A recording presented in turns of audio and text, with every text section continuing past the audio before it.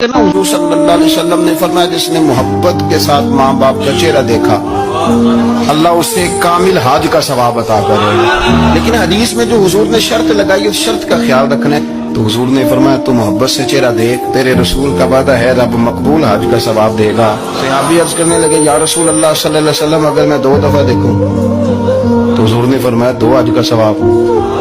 उसने कहा हुजूर मैं दिन में 3 दफा देखूं? तो फरमाया 3 हज का सवाब।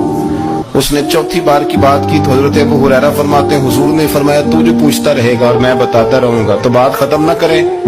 हुजूर हुक्म करें, फरमाया तू 100 दफा देख अल्लाह 100 हज का सवाब अता करेगा। ये हदीस सारे जवानों ने लिख लेनी है दिल की बात।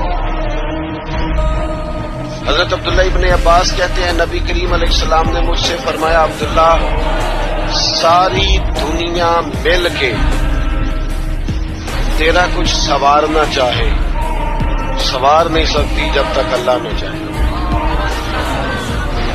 और सारी दुनिया मिल के तेरा कुछ बिगाड़ना चाहे बिगाड़ नहीं सकती जब तक अल्लाह न चाहे। तो ये सहमने का क्या मतलब हुआ? डरे डरे रहने का क्या मतलब? हालात के सहमे हुए लोगों को बता दो हालात बदल जाते हैं कि जैसे नहीं रहते।